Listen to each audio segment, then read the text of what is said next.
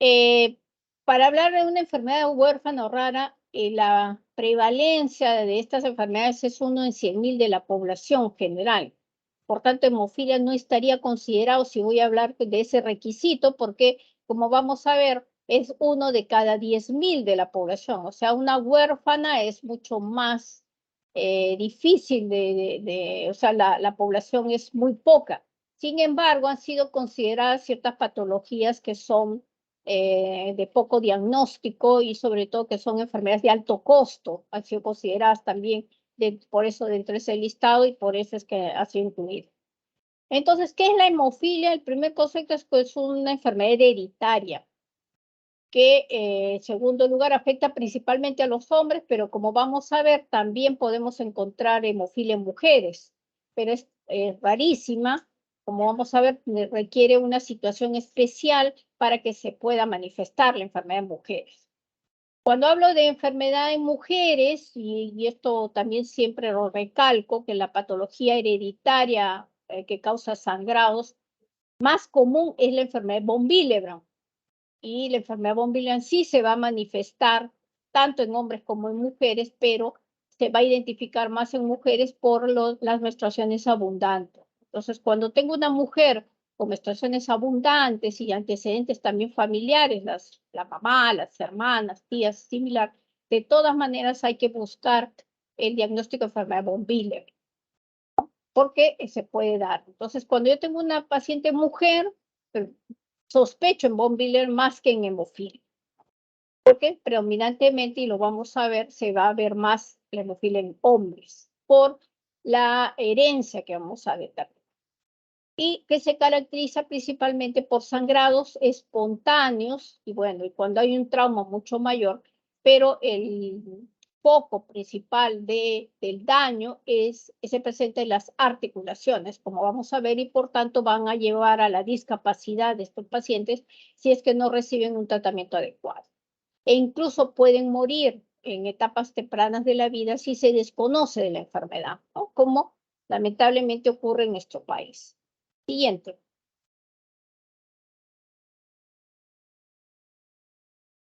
Eh, la Federación Mundial de Hemofilia es una entidad internacional sin fines de lucro que su sede es en Canadá.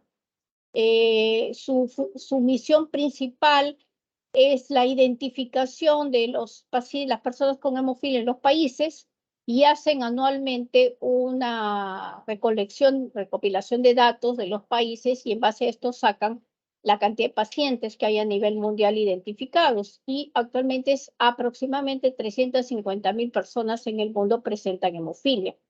Y lamentablemente cerca del 80% de esta población reciben poco o ningún tratamiento. Es decir, que solo el 20%, que son los hemofílicos que viven en los países del primer mundo, reciben un tratamiento adecuado. Ese 80% se encuentra en países como el nuestro, por ejemplo, que aunque se ha mejorado la atención de los pacientes, todavía no es el ideal. Siguiente.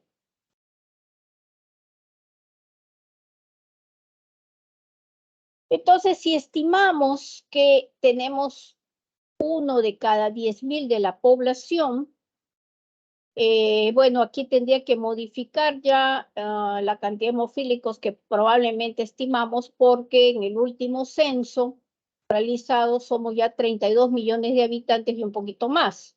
Por tanto, debe haber 3.200 hemofílicos. O sea, yo he puesto entre 3.100 a 3.200, de los cuales la hemofilia A está entre 2.000 a 2.500 y la hemofilia B entre 300 a 400. Entonces vamos a ver que la hemofilia B es mucho menos frecuente que la hemofilia A. Y nosotros hemos estado en un proyecto que se denomina Hemofilia Perú, donde hemos participado 20 centros de tratamiento, tanto de MIN, de Ministerio de Salud, como de Seguridad Social, y hemos hecho una primera base de datos y hemos reconocido 1.002 pacientes. O sea, el 30% de la población está identificada. Imagínense, es un tremendo reto para nosotros buscar a estas otras 70% de la población que probablemente está en zonas que no se accede a la salud y que lamentablemente no sabemos cuál es la situación de estas personas. De repente han fallecido en etapas tempranas de la vida por falta de ni siquiera un servicio de salud básico. Siguiente.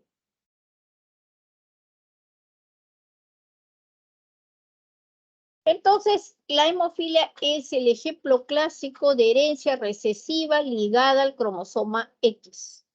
En el brazo largo del cromosoma X se encuentra, ya se ha identificado el gen que se encarga de la producción tanto del factor 8 como del factor 9, que son los dos tipos de hemofilia.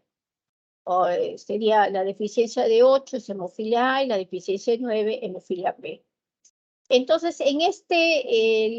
como van a ver, el cromosoma X es el que tiene el gen. Por tanto, como las mujeres tenemos dos cromosomas X, si el defecto se presenta en uno de los cromosomas, el otro cromosoma le va a permitir producir factor, porque tiene el gen que va a permitir la producción. Por tanto, rara vez las mujeres van a ser sintomáticas. Como solamente tiene defecto en un solo cromosoma, se denominan portadoras. O sea, genotípicamente tienen el defecto, que es hay que buscar el intrón 22, pero fenotípicamente, es decir, la expresión son sanas.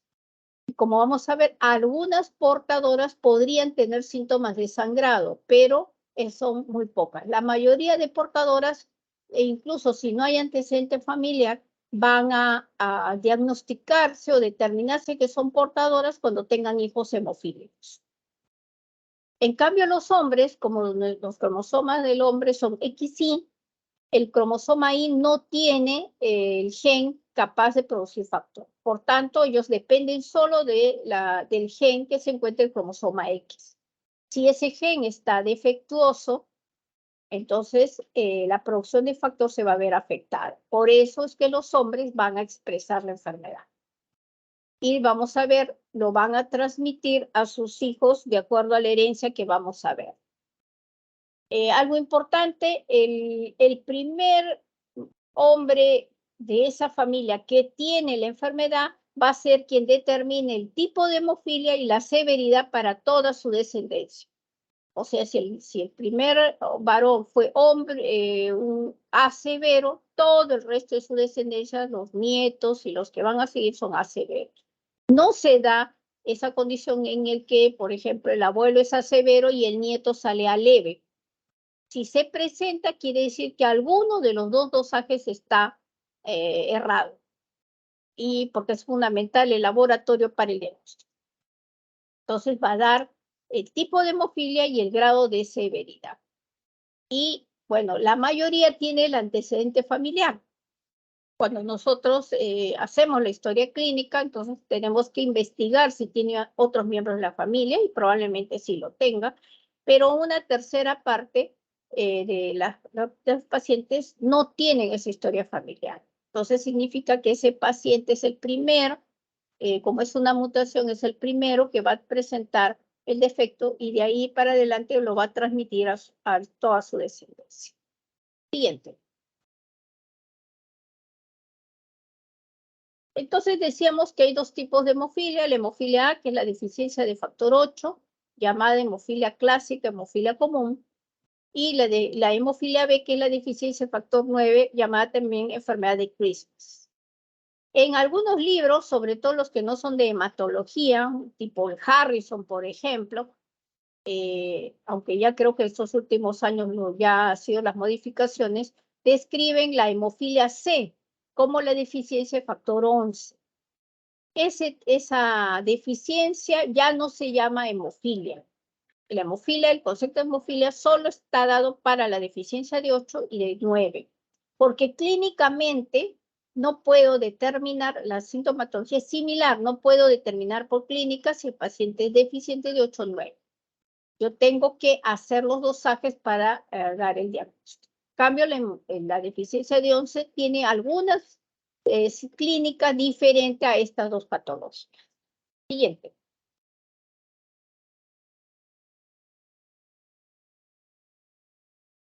Entonces, si vamos a dividir decíamos que en general la hemofilia es 1 de cada 10.000, pero si dividimos ya en la hemofilia A y B, la hemofilia A ocurre en cada 1 de cada 7.500 nacidos niños varones y la hemofilia B, 1 de cada 40.000 nacidos varones. Por tanto, ustedes están viendo que la hemofilia B es mucho menos frecuente que la A. Y se va a dar en cualquier grupo social, racial, geográfico, para diferenciar algunas patologías hereditarias donde sí la raza es importante, por ejemplo, en las anemias hemolíticas hereditarias tipo la enfermedad de Sickle Cell, que probablemente ya se los han explicado, que es la drepanocitosis que se ve con más frecuencia en la raza negra, algunos tipos de talasemia, por ejemplo, en las familias sobre todo árabes, la esferocitosis hereditaria también que se ve en las zonas del Mediterráneo con más frecuencia, ¿no? Entonces, áreas geográficas o áreas raciales o raza. En cambio, la hemofilia no. La hemofilia solamente se va a ver en relación a la población de un país. Sin embargo, siguiente, se llamaba la enfermedad de los reyes y por eso por muchos años se creyó que la hemofilia se presentaba solo en la raza blanca, porque la reina Victoria fue la portadora más conocida de la historia. Y por eso es que la hemofilia se hizo conocida, porque la reina Victoria tuvo un hijo que es Leopoldo, hemofílico, y sus hijas portadoras, que después se supo que eran portadoras porque tuvieron hijos hemofílicos. Y cómo se casaban en esas épocas entre las casas reales, se transmitió la hemofilia a casi todos los países de Europa, no solamente en Inglaterra, sino en Rusia, en Alemania, en España, y quizás hasta ahora, bueno, ya no se desconoce, se pierde, pero quizás hasta ahora vamos a tener descendientes de estas personas todavía con hemofilia. Los primeros imágenes, diríamos, de los trastornos articulares que tienen estos pacientes, como vamos a ver, se tomaron en Alexis, el hijo de los zares de Rusia, que murió ya más o menos a los 14 años de edad. Siguiente. Entonces vamos a ver la herencia. Y como es la herencia es recesiva ligada al cromosoma X, vamos a ver, siguiente, que es importante en lo que es la consejería genética, informar a los padres que si en esa familia tienen un hijo con hemofilia, el otro embarazo, si son varones, pueden ser hemofílicos y si son mujeres podrían ser portadoras y vamos a ver de acuerdo a la herencia. Esto es importante poder hablar con las familias, sobre todo con la mamá, porque a veces creen de que ya tuvieron un hijo hemofílico y los siguientes hijos van a salir sanos. Entonces, como vamos a ver la herencia que sigue, se va a presentar en cada embarazo. Es como si yo tirara al azar y dijera, bueno, va a salir hemofílico o va a salir sano, va a salir portadora o va a salir sano. Siguiente. Entonces, esta es una herencia mendeliana. Y para eso, si ustedes no van a acordarse, lo único que hacen es este cruce de cromosomas. Entonces, en el primer ejemplo tengo la mujer es sana, ustedes ven el cromosoma XX de la mujer, y en el cromosoma defectuoso he puesto una H en rojo, donde tienen el gen defectuoso. Entonces, esta mujer sana tiene hijos con un hombre hemofílico, y aquí lo ven, en el cromosoma X le he puesto una H para que identifiquemos. Entonces, vamos al cruce de cromosomas. Si tenemos el primer cromosoma X de la madre con el cromosoma X del padre, miren, esta es mujer, pero esta niña está heredando el gen defectuoso que es del cromosoma X del padre. O sea, es una portadora. Vamos al siguiente cromosoma, el cromosoma X sano de la mamá, pero vuelve a tener el cromosoma X defectuoso del padre. Es otra portadora. Y si nos vamos a los varoncitos, el cromosoma X de la madre, el cromosoma Y sano del padre, es un varón sano, y vamos al otro cromosoma X de la madre, sano, con el cromosoma Y del padre, sano, es un niño sano. Entonces, ¿Qué concluimos? Y vamos a ver, todas las hijas mujeres de un hemofílico son portadoras, que aquí están viendo, porque el cromosoma X, todas van a heredar el cromosoma X defectuoso del padre. Y todos los hijos varones son sanos. Quiere decir que el hemofílico, si tiene un hijo varón, siempre la recomendación nuestra es que ya no tenga más hijos, que se quede con este niño que va a ser sano y por tanto va a romper la cadena de la herencia de la hemofilia en esa familia. Siguiente.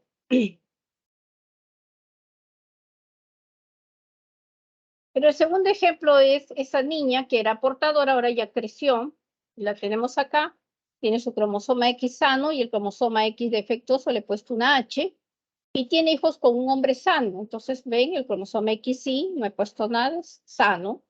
Y vamos a ver ahora el cruce de cromosomas. Si esta niña primera tiene el cromosoma X de la madre con el cromosoma X del padre, ambos, miren, son sanos. Esos cromosomas están normales. Va a ser una niña sana.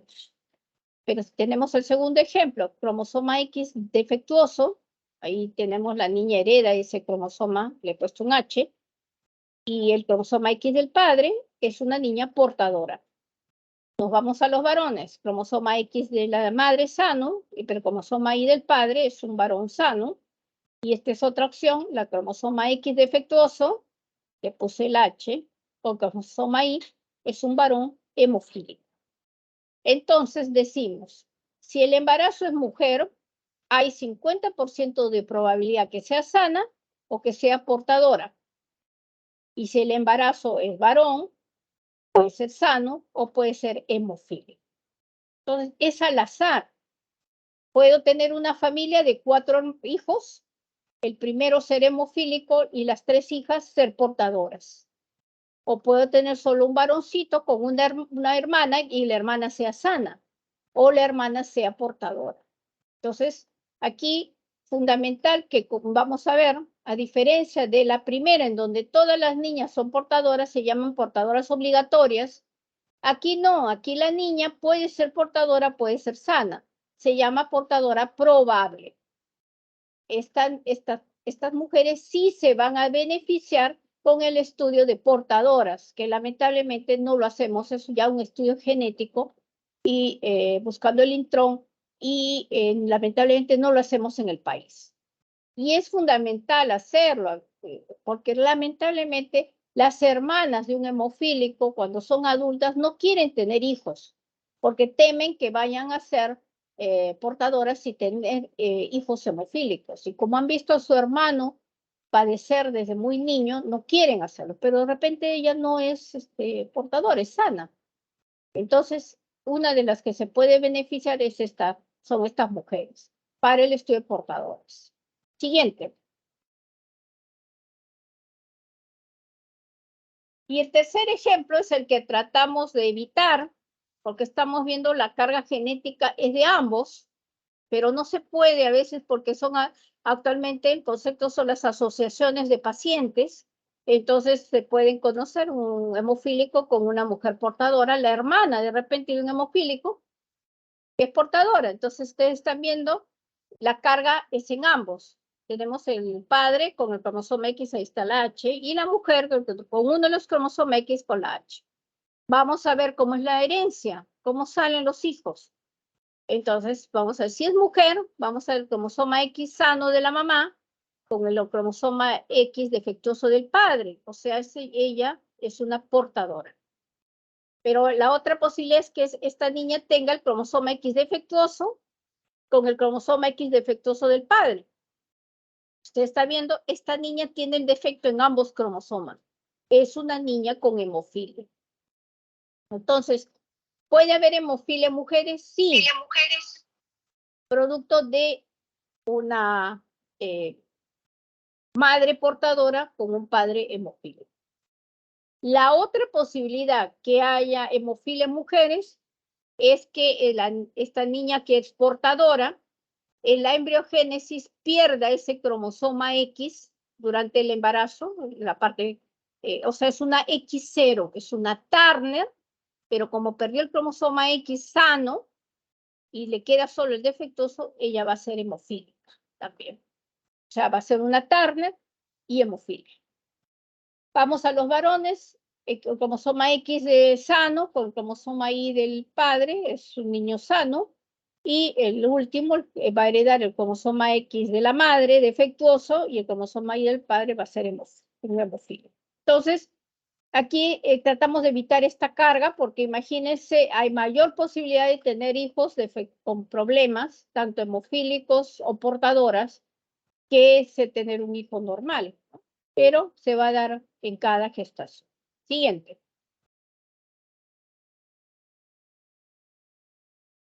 Entonces, ¿cuáles son las manifestaciones clínicas? Como es una coagulopatía, a diferencia del PTI, que es mucocutáneo, generalmente estas son de órganos. Y va a ser espontáneo, por ejemplo, la hemartrosis, que es el sangrado articular, solo por el movimiento que se hace normalmente, las articulaciones sangran. O puede ser más también asociado al trauma, o sea, puede ser espontáneo, pero si se golpean, entonces hay más predisposición a que sangren. Entonces va a haber hematomas en diferentes partes del organismo, va a haber, puede haber una hemorragia intracerebral, puede haber un hematoma grande que no está bien tratado y causar el pseudotumor, o sea, destruye ese hematoma, se convierte en como un cáncer y destruye el hueso. Y puede haber hemorragia en la cavidad oral, producto de las caries dentales o cuando hay cambios, caída de un dientecito, pueden sangrar, ¿no? Y sangrado por la orina, que es relativamente común en los hemofílicos, pero que es la complicación menos, es más aparatosa porque de la noche a la mañana orinan sangre, pero que es la menos peligrosa a comparación del resto. Siguiente.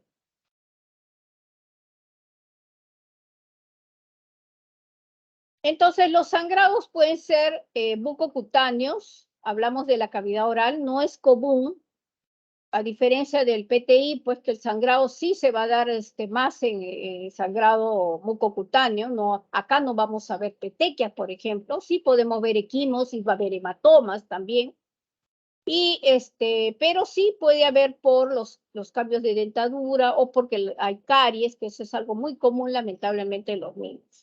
Hemorragia digestiva también se podría dar si es que el hemofílico es muy estresado, pero no son comunes. Y relativamente sí la hematuria.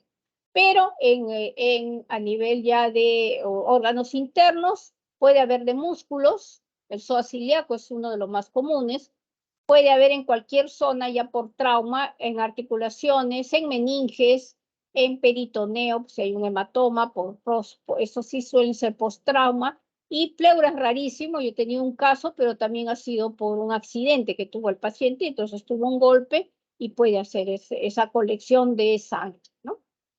Siguiente, pero el sangrado más común, siguiente, es en las articulaciones, lo que denominamos hemartrosis. La hemartrosis se presenta más en los moderados y severos. En los severos, por supuesto, el daño es mayor. Y el 75% de los pacientes lo va a presentar, incluso algunos leves, algunos leves que le llamamos fenotipos sangrantes, podrían hacer hemartrosis, pero es raro, más es en los moderados a severos que casi no tienen nada de factor. Y vamos a ver el daño articular. Esto se presenta cuando el niño recién comienza a dar sus primeros pasos o a gatear. O sea, no es que la hemofilia nace el bebé y sangra. No. Si es un niño que ha nacido sin mayor trauma y el primer año es cuidado, generalmente la hemartrosis se presenta más o menos al año y medio, a los 2 años. Y eso es importante también para ver el tratamiento. El tratamiento no lo vamos a dar apenas se haga el diagnóstico en el niño. Lo hacemos hasta esperar la primera hemartrosis, que es más o menos al año y medio, salvo que haya habido un sangrado previo. Por ejemplo, a veces el niñito no es muy bien cuidado, se cae de la cunita, hace hemorragia intracerebral a los 9 meses de edad, por ejemplo, y ahí ya empieza su profilaxis. Pero si no, va a empezar cuando haga su primera hemartrosis o después de los 2 años si es que no ha hecho ningún sangrado articular. Eso está establecido ya en las guías. Más frecuentes son las rodillas, pero ustedes sabiendo las que tienen cavidad y movimiento. Las rodillas porque soportan el peso, ven los codos por el movimiento al escribir, al coger las cosas, los tobillos, los hombros. Menos frecuentes son las caderas, que son muy dolorosas, y otras, por ejemplo, sangrado interfalángicos, que son raras, pero se puede dar por trauma. De columna vertebral es raro, yo tenía un caso, pero fue por maltrato de un niño, que fue golpeado por su padrastro, pero es rarísimo, es generalmente asociado al trauma. O sea, recuerden, la hemofilia es más sangrado articular. Y los niños tienden a tener, o los pacientes sienten ya cuando va a venir el sangrado, porque hay un hormigueo, como una electricidad, una calentura, y luego viene ya el dolor y el aumento de volumen. Y vamos a ver, el gran problema del sangrado en la articulación es que va a destruir la articulación, a deformarla y va a llevar a diferentes grados de discapacidad. Siguiente. Esta es una articulación normal. Les quiero mostrar, les muestro para que puedan ver la afectación que va a haber en la hemofilia. Tenemos los dos, y esto se va a ver todavía en los niños, entonces vamos a ver que el cartílago articular es más grueso, más grande. Tenemos las dos cabezas de los huesos, y ven esa imagen celeste en la parte interna, que es la membrana sinovial, que es la que sirve como amortiguación y protección de la articulación. Y bueno, saben ustedes que dentro hay el líquido articular, ¿no? Entonces, tenemos una articulación sana. Siguiente. Entonces, ¿qué va a ocurrir en la hemofilia? Entonces, esto, como les digo, aparece en los primeros años de la vida, cuando ya empieza el movimiento de la articulación. En la sangre, la sangre es espontánea, dentro de la articulación.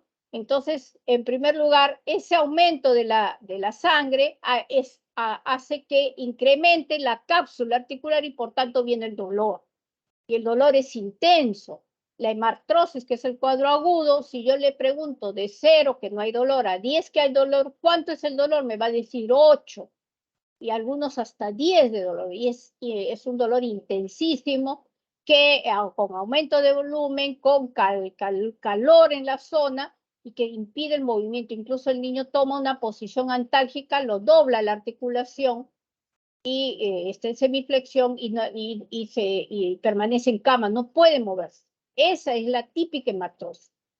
Entonces, esa sangre que está dentro de la articulación no es que el hemofílico no va a coagular, coagula, pero lentamente. Entonces, va a formarse los coágulos de fibrina, pero por eso se va a activar el sistema fibrinolítico. La plasmina es una enzima, va a destruir esa sangre y va a liberar de la sangre el hierro que está dentro de la hemoglobina.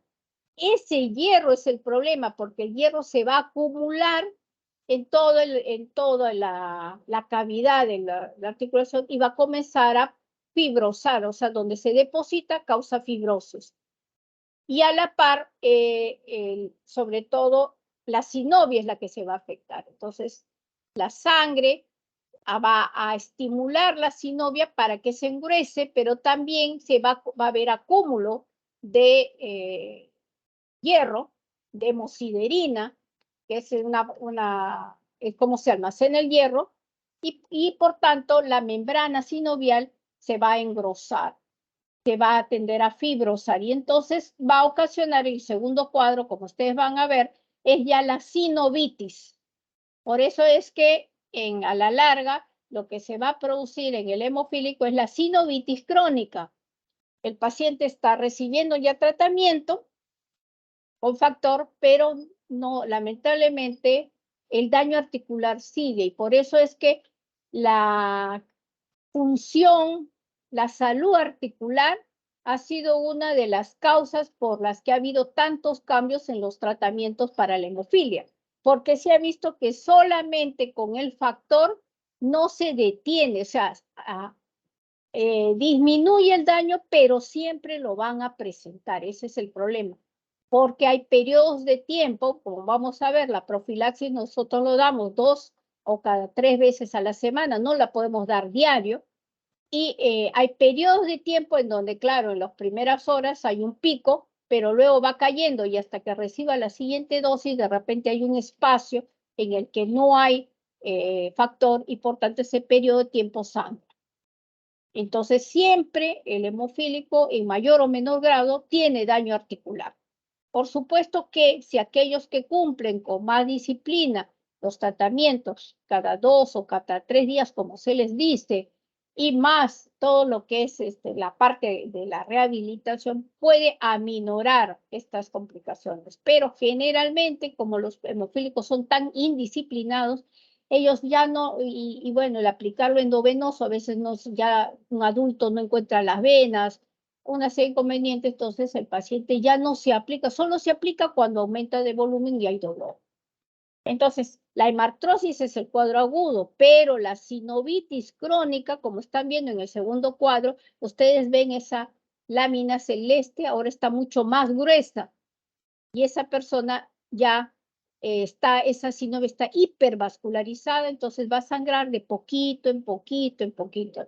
Y entonces, cuando le pregunto y hacer la diferencia con la hemartrosis, mientras la hemartrosis es tan agudo, en la sinovitis me dicen, bueno, ¿cuánto es el dolor? 4, 5, no le impide el movimiento, o sea, puede hacer todas sus actividades, pero con dolor, a diferencia de la hemartrosis que es imposible, no puede ni mover la articulación. Entonces, en la sinovitis crónica es una complicación común del hemofílico, ya de largo tratamiento, o sea, que está llevando sus tratamientos y que lamentablemente a veces incluso es discapacitante, no, porque el dolor es constante, no es tan intenso, pero es constante. Y aquí ya habría que, en base a esto, nosotros utilizamos mucho la ecografía articular para poder determinar si hay sinovitis crónica, para poder, ya no es solamente el factor, porque incluso los pacientes dicen, doctora, yo me aplico mi factor, ya no me hace efecto porque sigo con el dolor, sí ha aumentado mi articulación, pero es porque ya hay una sinovitis crónica. Y lo segundo, la articulación deformada, producto ya del daño de como vamos a ver en las placas radiográficas, ya no retorna. Y ese es el otro problema. Hay madres que no han llevado un buen tratamiento al niño o los severos que son muy sangrantes, que tiene 6, 7 años y me dice, doctora, mire, su rodilla está deformada. ¿Qué hago para que esté igual que la otra? No, ya no se puede. El daño ya se produjo, la deformidad ya hay que evitar la flexión de la articulación, porque ya el paciente cuando comienza a hacer la flexión, ya se anquilosa la articulación y ya no lo puede extender. Por eso es que la rehabilitación es fundamental en estos pacientes y lamentablemente eso ellos no lo entienden. Ese problema porque es muy complejo también el mismo paciente. Siguiente. Como vemos acá, ya esta es una placa, vemos a este jovencito que estos eran jóvenes que nosotros empezamos a recibir el año 2000, 2002, cuando el Hospital 2 de Mayo inició su programa de hemofilia. Nosotros somos centro de referencia de hemofilia. Entonces, creo que no va a haber centro en donde vean más hemofilia que nosotros. Por ejemplo, yo ayer he visto 18 hemofílicos en mi consulta, ¿no? Son pacientes que mensualmente tienen que venir a sus controles, mensualmente, o sea, vemos placas radiográficas, ecografías. Tratamos de que sea un equipo multidisciplinario, trabajar con rehabilitación, trabajar con trauma, eso es lo ideal, no solo el factor.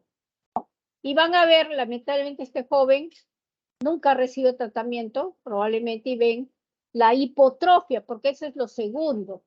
Hay el daño articular, pero como hay el dolor, la debilidad, no hacen ejercicios y se atrofia el músculo. Y ese es el gran problema. Un músculo atrofiado pierde estabilidad, no protege a la articulación. Y entonces los chicos llegan a la adolescencia en silla de ruedas o como lo ven con ya usando pues instrumental para poder caminar, ¿no? Y si me voy a la placa radiográfica, si ustedes ven las placas, si comparo la del lado izquierdo, ustedes están viendo que la articulación normalmente debe haber el espacio articular. Conforme se va viendo los sangrados, también la articulación, los huesos se van a ir adheriendo. y se produce la anquilosis. Como el lado izquierdo, la articulación, digo, derecha, a nosotros, en la placa radiográfica ya no hay espacio articular. La izquierda por lo menos tiene algo de espacio. Y siempre la colega de rehabilitación me dice, mientras hay un poquito de espacio, sí se puede trabajar la rehabilitación. Pero cuando ya se anquilosó las articulaciones, ya no hay nada que hacer. Esa articulación se perdió, ya no hay movimiento. Y para de sangrar, porque ya al no haber movimiento, el movimiento es el que le causa el sangrado.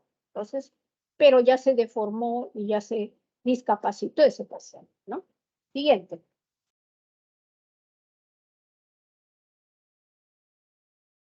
Bueno, entonces ese es el sangrado más importante, pero tenemos otros, y estos son más complicaciones por el mismo paciente que no sigue las indicaciones. Por ejemplo, lamentablemente ellos no pueden jugar deportes o no pueden practicar deportes de contacto, sobre todo el fútbol.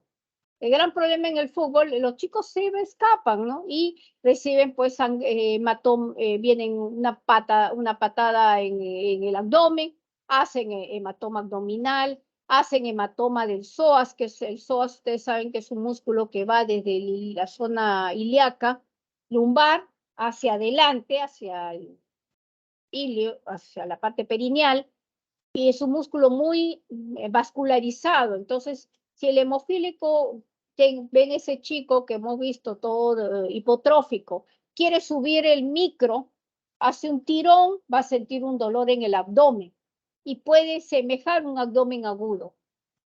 Y entonces tenemos casos donde el hematoma del psoas es inmenso, un sangrado intenso que incluso causa obstrucción, tengo uno que incluso hizo tal hematoma que comprimió el riñón, lo llevó para arriba, y hay otro en el que al no recibir un tratamiento adecuado se vuelve crónico y comienza incluso a lesionar el ilíaco. Tengo dos casos en donde el ilíaco ha sido totalmente destruido.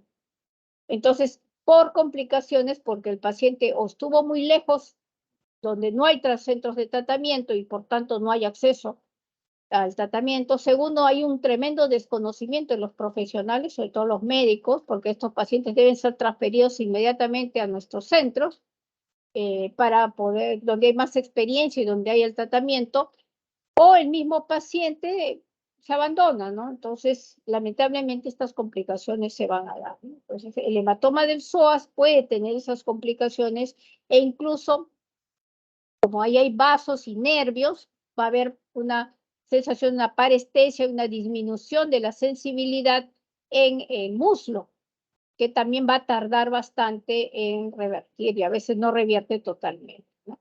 Y el síndrome compartimental, es cuando hay un hematoma grande que no desfoga y va a destruir por ejemplo, un hematoma del muslo o de la región poplitea y comprimen vasos y nervios y causa, y lo vamos a ver en unas placas, gangrena en la zona distal y destrucción de los dedos del pie, por ejemplo, ¿no? Por isquemia. Entonces, esas ya son complicaciones mucho más severas de la hemofilia. Siguiente.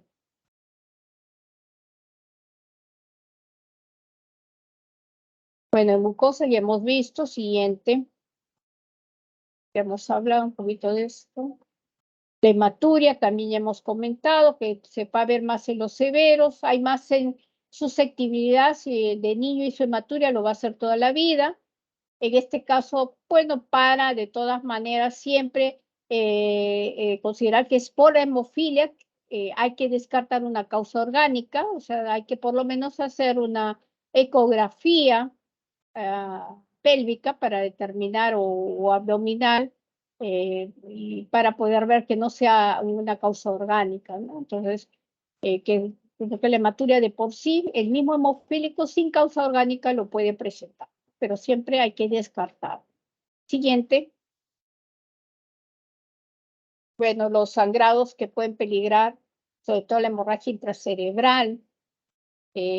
Hace poco hemos tenido un hemofílico en enero, primeros días de enero, sí, pues hará unos 20 días más o menos.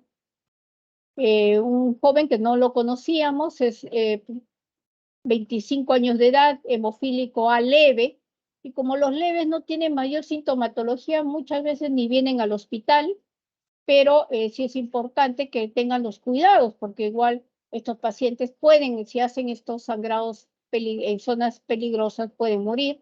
Es hemofílico, ese chico lo traen a la emergencia un día, en la noche, en la madrugada realmente, porque un día miércoles para jueves fue traído y el familiar, el único dato que tenía, bueno, vivía con sus hermanos.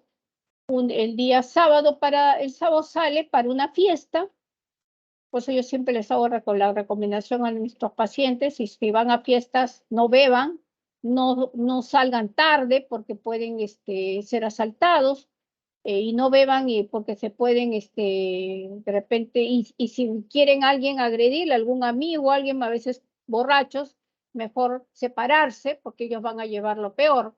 Entonces este chico se fue a la fiesta y después ya el hermano se entera por algún amigo de que estuvo borracho y se cae del, pero eso ya lo informaron después, se cae del segundo a un primer piso, o sea, de las escaleras, había una escalera y se cayó, y bueno, se levantó todo, llega a su casa, el domingo ya en la madrugada, bueno, entra, y como estaba borracho, se echó a su cama, en la mañana temprano no despertaba, lo movieron y le dijo, hola, ¿no?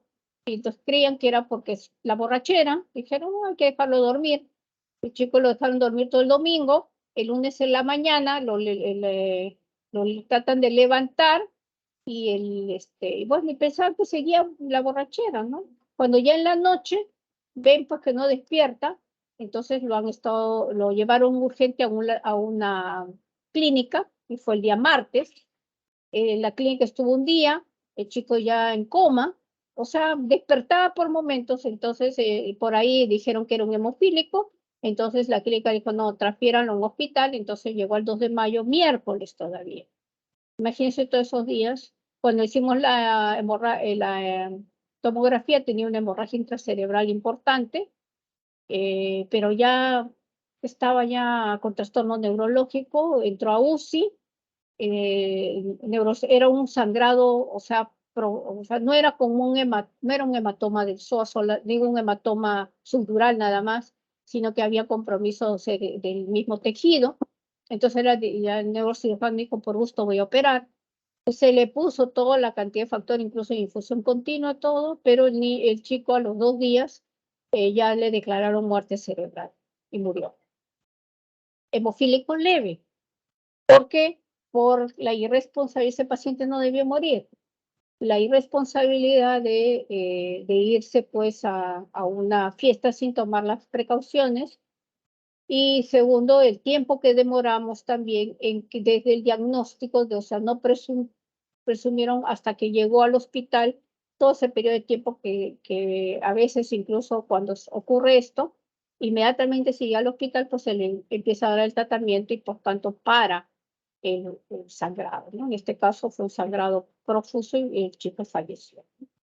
Entonces, por eso es importante que estos pacientes sepan y lamentablemente la parte educativa es lo más difícil, ¿no? Son pacientes muy reacios, la mayoría tienen componente psicológico, a veces son muy respetuosos, lo único que quieren es su factor y se aplican el factor solamente, a pesar que se les dice la profilaxis, como vamos a ver, se aplican solamente cuando sienten que hay un aumento de volumen de la articulación y la dosis que ellos a veces quieren. Entonces, eso va a causar complicaciones en su tratamiento y el hecho de que pueda formar también inhibidores, que es la otra complicación que estamos. Siguiente. Entonces, el diagnóstico, la clínica es importantísimo. Y por eso espero que ya regresen a la presencialidad, porque ustedes, pues, es diferente. Yo les puedo estar contando toda la hemofilia, pero es diferente que ustedes vean al paciente, ¿no? Si por lo menos ven a algunos pacientes, ustedes después van a poder identificar cuando estén en otras áreas, por ejemplo, cuando vayan a sus serums y ocurra estos niños, porque muchos de estos pasan desapercibidos, sin diagnóstico. Y hacemos el estudio del screening de la hemostasia, que es el tiempo parcial de tromboplastina activado, que va a estar prolongado. Hacemos el test de mezcla, que se corrige, es decir, el plasma se le adiciona plasma sano con factores de la coagulación, y por tanto va a corregir. Y pasa ya al hospital de tercer nivel o los referenciales para el dosaje del factor, porque no todos los hospitales hacen dosaje. En Lima solo el 2 de mayo en Minsa, y en las regiones hemos ya establecido 4 centros más para diagnóstico, eso con apoyo de un proyecto, el proyecto Hemofilia Perú, a 4 laboratorios donde son centros de tratamiento. Pero los factores son caros, los reactivos son caros y muchos hospitales no los compran. Entonces, con esto haré el tipo de hemofilia y el grado de severidad. Y el estudio de portadoras, que como les he dicho, es importante, pero que lamentablemente en nuestro país no se hace. Siguiente.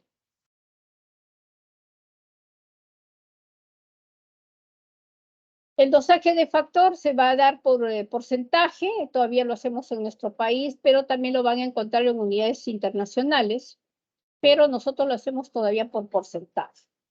Van a ver de 50 a 200% es el valor normal, más de 200% un estado de incremento de una hipercoagulabilidad, sobre todo en la gestación. Por eso en la gestación no podemos hacer ningún estudio de hemostasia porque todo está elevado. Y vamos a ver que en hemofilia es de menos de 40%, severo menos del 1%, de 1 a 5 moderado y de más de 5 a menos de 40% leve. Hay un periodo intermedio entre que hay un valor subnormal, menos de 49, menos de 50%. Algunas portadoras, un tercio portadoras, pueden tener ese rango bajo. O sea, si, por ejemplo, la mujer tiene un hermano hemofílico, le doso el factor y me sale 40%, entonces sospecho que puede ser portadora. Pero en realidad la mayoría de portadoras, su rango de factor sale normal, su perfil de coagulación sale normal, ¿no? Pero podría darse esos casos. Siguiente.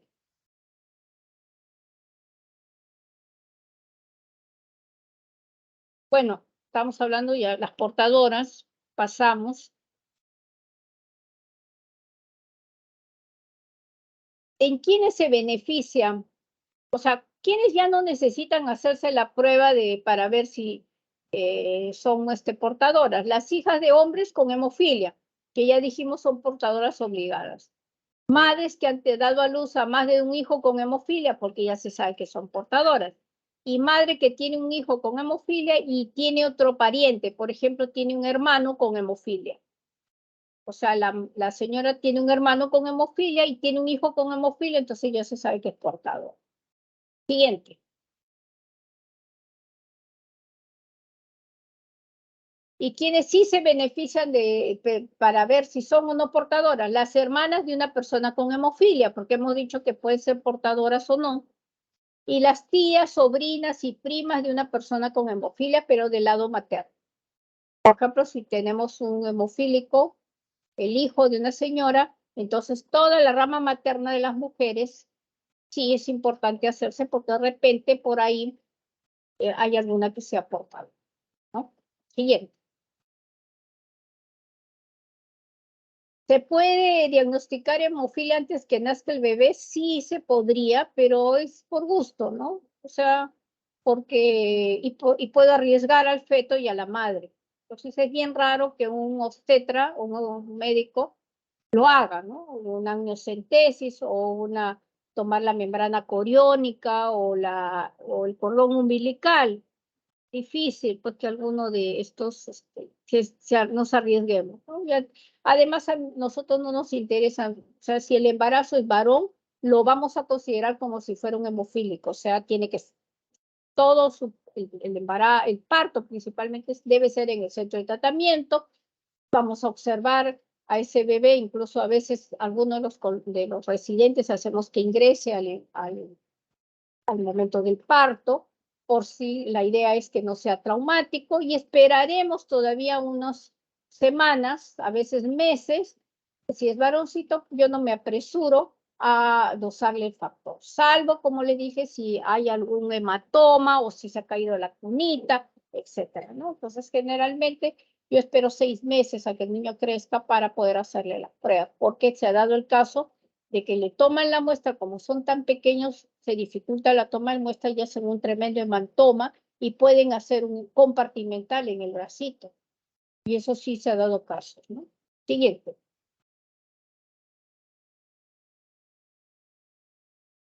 Bueno, sí es importante por lo menos el ultrasonido, porque tengo que saber el sexo del bebé y como les decía, hay que, la muestra, si voy a tomarle, quiero tomar el dosaje de factor, para A lo puedo hacer inmediatamente, pero para B hay que esperar unos meses. Generalmente yo espero en ambos, para que el bebito todavía crezca y pueda encontrar las venitas con más facilidad y con mejor cuidado. Siguiente.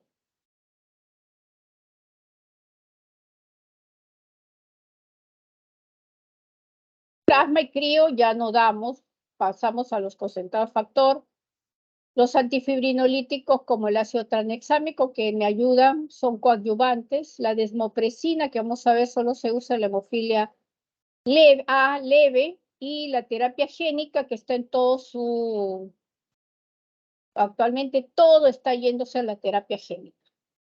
Probablemente de acá a unos 10 años ya la hemofilia, así como otras patologías parecidas, ya solo sea manipuleo genético. Ya se está hablando muchísimo en todos los congresos, como no hay un tratamiento que diríamos ideal para la hemofilia, se está ya viendo, ya hay incluso estudios tipo 3 ya en la fase 3 y nosotros justo también hemos sido calificados, nuestro centro, para iniciar el tratamiento génico en hemofílicos B, porque se está viendo que está respondiendo más en la hemofilia B que en la hemofilia A. Entonces, probablemente de algunos años ya, en realidad hemofilia es una de las patologías que está teniendo muchísimos cambios muy rápidos en los tratamientos. Siguiente.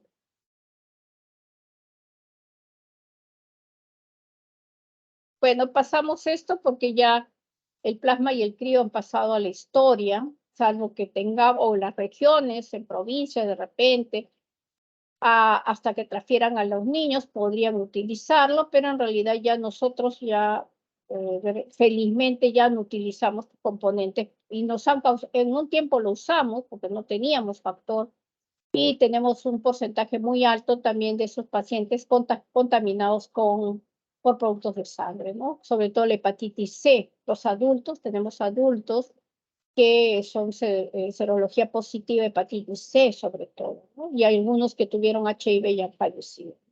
Siguiente, por contaminación por productos de la sangre. Siguiente.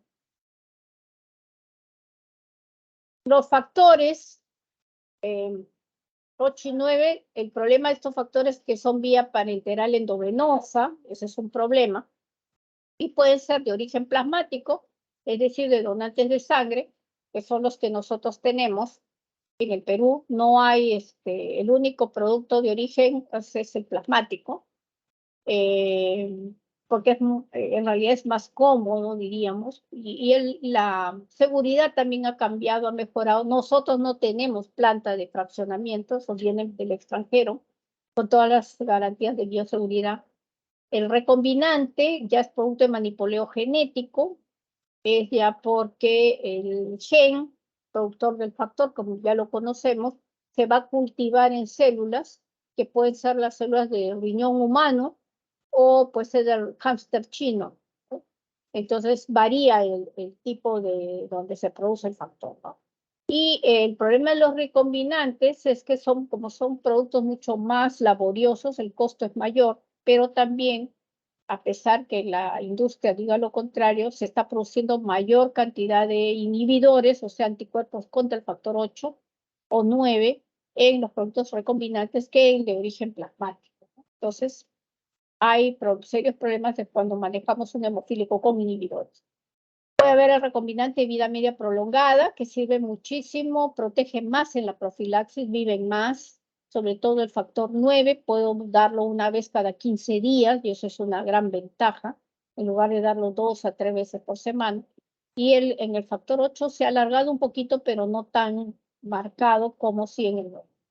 y se está probando probablemente el recombinante de uso subcutáneo, pero ya surgió otro producto que es el emicizumab, que no es factor, es un anticuerpo monoclonal que mimetiza el 8, que actualmente ya está en primera línea de tratamiento, que probablemente por eso ya el recombinante subcutáneo probablemente ya no salga al mercado, porque ya estos otros productos están reemplazando al factor. Siguiente. Bueno, pásenlo, el plasmático, cómo se produce. Siguiente. Hay dos formas de prestar el tratamiento. El profiláctico, que es el ideal, ya en el Perú es obligatorio la profilaxis. Como les dije, el niño empieza cuando hace su primera hemartrosis y si no, a los 2 años de edad. ¿Y qué significa la hemartrosis? Es para evitar el sangrado. Se va a dar una dosis que se calcula en base al peso del niño para elevar el factor de un severo a convertirse en un moderado. O sea, más o menos que tenga un 2 a 3% de factor, aunque ahora se está considerando de que la profilaxis sea dada para que el niño llegue más o menos a tener un 5% de factor. O sea, mucho más cantidad de factor. Mientras más dosis o más factor, más elevación del porcentaje, la hemartrosis se va a minorar. Entonces, la complicación del sangrado, la protección, a pesar de que hacen profilaxis, los pacientes puede darse. Entonces, ahora el concepto de profilaxis, que antes era llevar a un severo, a convertirlo a un moderado, ha cambiado. Ahora la profilaxis es la dosis que voy a dar para que el paciente evite la hemartrosis. Las dosis son muy altas, entonces se puede dar 2 a 3 veces por semana y como ven es domiciliario, se le entrega el factor a los pacientes o a las familias y los padres tienen que educarse para aplicar el factor al niño o lo llevan a los centros de salud cercanos para que le apliquen su factor. Y cuando el niño ya tiene más o menos 8 o 9 años, tiene que aprender a aplicarse su factor.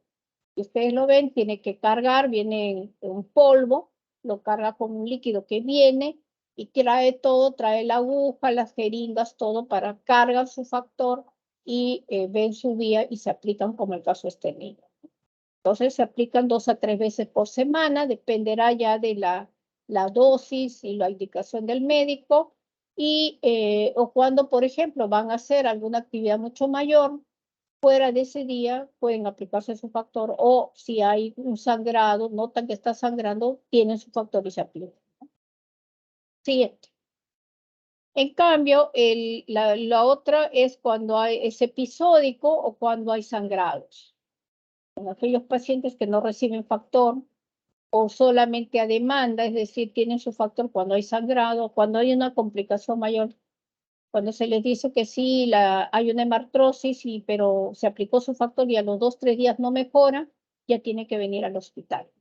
Entonces, o hay una hemorragia intracerebral, entonces ya la complicación es mucho mayor, ya no se puede ver en el ambulatorio. Entonces, el episódico es debido a que el sangrado es mayor, recibe el factor cuando hay la complicación, la dosis es mucho mayor y eso hay que sacar la dosificación, el tiempo también que demora es mayor y en el caso hay pacientes que se les da para episódico, no para profilaxis, o porque el paciente no cumple el profiláctico solamente cuando hay el dolor y se aplica. Entonces, cuando es el episódico, el gran problema es que no hay protección de la articulación, va a ser mucho el daño mayor y va a ir hacia la artropatía hemofílica. Lo otro es cuando damos mayor dosis hacia demanda en grandes cantidades, es una de las condiciones para causar inhibidores. Entonces, por eso la recomendación es mejor el paciente, porque en la profilaxis son dosis menores y el organismo como que se va adecuando, reconociendo ese factor.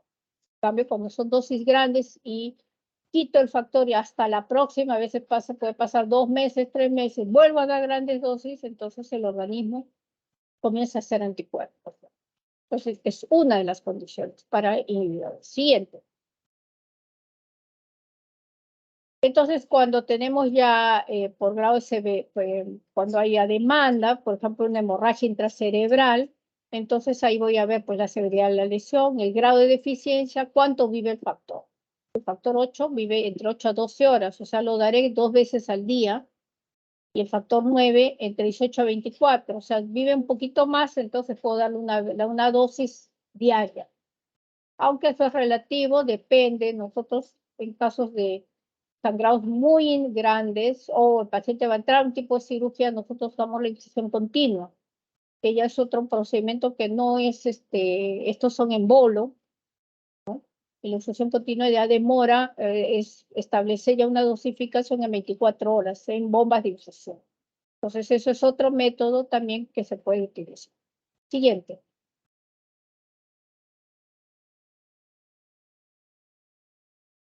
Este es como saco la dosis.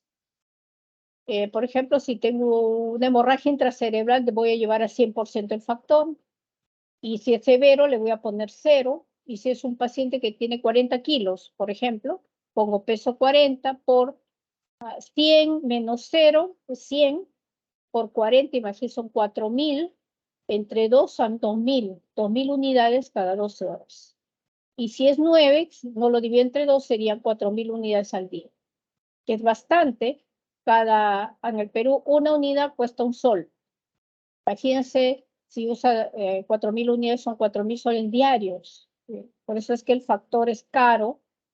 Un paciente no puede comprarlo y los gobiernos tienen que proporcionar los tratamientos. Siguiente.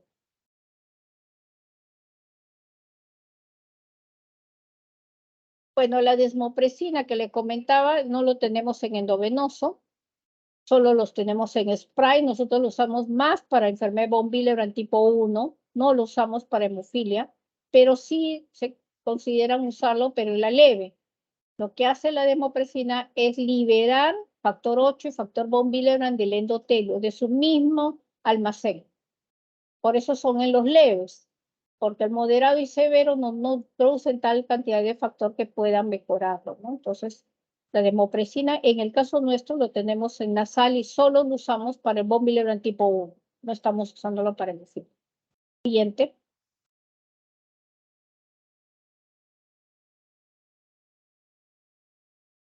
Los antifibrinolíticos, el Exilon aminocaproico no hay en el Perú.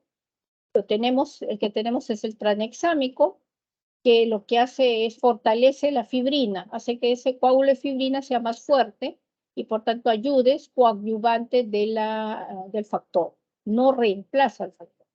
Y también sirve para los casos mucocutáneos, ¿no? Si por ejemplo está sangrando en las encías, puedo hacerle enjuagatorios, o puede haber si hay una herida pequeña que se ha hecho en el cuero cabelludo o en la oreja, a veces una pequeña lesión, entonces puedo colocarle de frente el tranexámico, el polvo, que es la tableta, lo puedo chancar y en polvito ponerlo, o puede ser el mismo líquido, la ampolla, empaparlo con gasa y colocarse. Coadyuvar. Bien.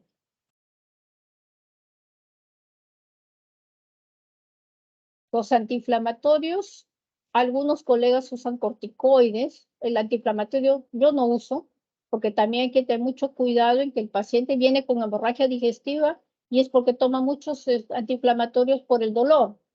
Entonces hay que recomendarle que el antiinflamatorio solamente recibirían los pacientes con sinovitis crónica y en periodos cortos de tiempo, no para periodos largos, ¿no? Entonces el antiinflamatorio es reservado para esto. Corticoides yo no uso, pero algunos colegas lo usan, pero no tiene sentido para la hemartosis. Cuadro agudo no, porque basta con el factor del dolor y lo que produce en el paciente es por el sangrado.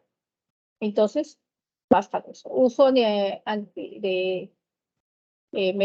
aspirina, por ejemplo, está contraindicado también estos pacientes, ¿no? Porque voy a lesionar otra vía y pueden sangrar mucho más. Siguiente. Los analgésicos sí se puede usar. Lamentablemente, el hemofílico usa analgésicos de muy pequeños. Van desde primero el acetaminofén y a veces hasta, y ese es el gran problema, codeína y morfina. Entonces es muy importante que en los centros donde llegan los pacientes evitemos la morfina y la codeína incluso. La morfina porque algunos pacientes se hacen drogadictos. Y ha habido casos en que han fallecido los pacientes por toxicidad, ¿no? Entonces, tener mucho cuidado con el uso de este tipo de medicamentos. Siguiente. Y por último, es importante la educación del paciente y la familia. Y ese es el gran problema. Le pregunto al hemofílico, a veces no saben ni su tipo de hemofilia y su grado de severidad, no saben por qué se produjo ese daño articular. Entonces, es importante que sepan, mientras más educados estén, van a poder protegerse mejor. La actividad física lo tienen que hacer, pero controlado. No pueden hacer los deportes de contacto, pero sí pueden hacer aquellos, por ejemplo, la piscina, que fortalece la musculatura, las bicicletas, la caminata, ¿no? Pueden hacer rehabilitación, que es lo más importante. Hay ejercicios de rehabilitación que se les enseña para la casa. Nosotros hemos sacado un manual que se les está dando a los pacientes para que trabajen, que a veces son solo ejercicios o puede ser con un palo, hay unas ligas de fortaleza, ¿no? Puede ser también con aros. Entonces hay diferentes maneras pero eso requiere disciplina. Que el paciente cumpla un programa primero en el hospital y luego en sus casas de rehabilitación. Y lo más importante, pues que la familia esté unida, ¿no? Ese es el otro gran problema, ¿no? Como lamentablemente en el Perú, las familias se disgregan, los padres abandonan la familia y a muchas, ustedes van a ir viendo en la consulta, lo vemos, las mujeres son las que lidian y traen a los niños, ¿no? Muy pocos son los padres, ¿no? A veces ni conozco a los papás porque no vienen a hospitales, pero siempre tenemos a la mamá ahí, ¿no? Entonces es importante fortalecer los vínculos también. Dentro hay que tener el equipo multidisciplinario, todos tenemos que hablar el mismo lenguaje, por ejemplo, no se puede hacer una extracción dentaria fuera, tiene que ser el hospital programado, con su aplicación, su factor, entonces el odontólogo no toca a ese paciente mientras no haya las condiciones. Cualquier tipo de cirugía también hay que evaluarlo, el aspecto de psicología, es fundamental también. Estos pacientes tienen muchos problemas psicológicos, tenemos niños hiperactivos, entonces con todo ese aspecto hay que ayudar a las familias para que el mejor desarrollo de esta persona. Bueno, siguiente, entonces para terminar, unas placas rápidas. Aquí, por ejemplo, esta es una artropatía ya grado 4.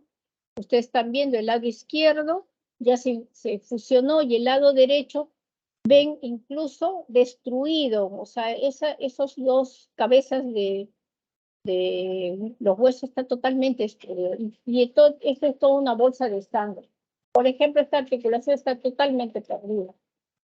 Entonces va a traernos complicaciones porque constantemente va a estar sangrando. Entonces muchas veces o entran ya todavía nosotros no hacemos recambio, todavía no estamos poniendo prótesis articulares, pero este sería uno de la condición. Lo otro es que está tan destruido el hueso que lamentablemente sí, hay que amputar, lamentablemente, ¿no? Pero estas complicaciones ya no las solemos ver porque ya estamos manejando muchos años del tratamiento profiláctico. Bien,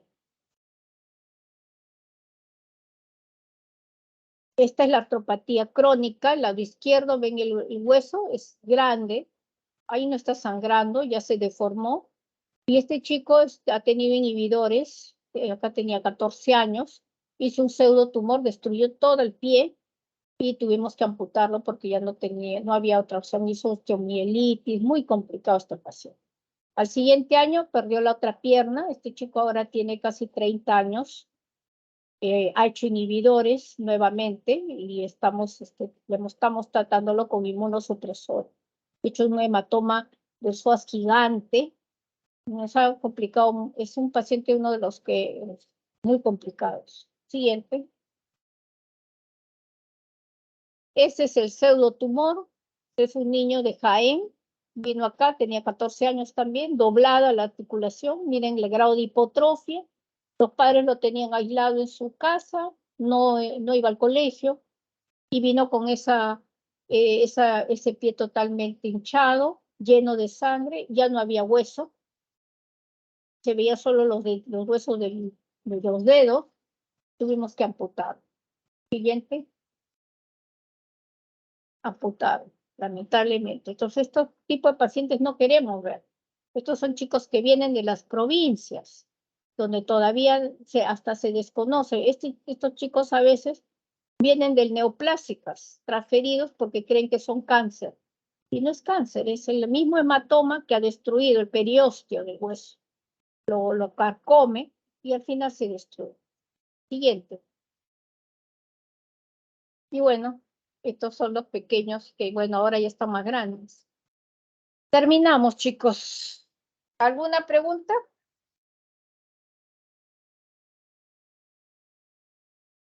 Bueno, si no hay ninguna pregunta, quedamos ahí.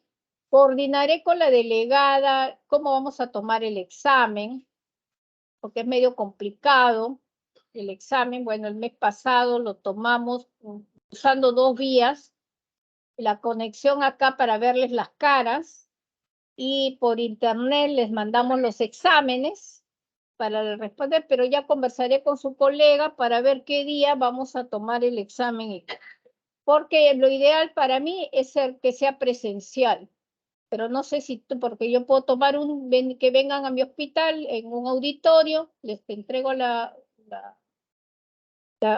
el examen y unos 40 minutos, 45 minutos y recojo. Pero no sé si están todos en Lima, porque ese fue el problema con el grupo anterior, porque habían algunos que no estaban en Lima, estaban en las provincias, entonces tuvimos que hacerlo así. Va a ser un examen con 10 preguntas y después abajo para la práctica van a haber 4 casos clínicos también para que respondan. Entonces eso ya lo coordinaré con la delegada, pero vayas preguntando si todos están acá o si alguien está en la provincia para ver cómo podemos hacerlo. Sí,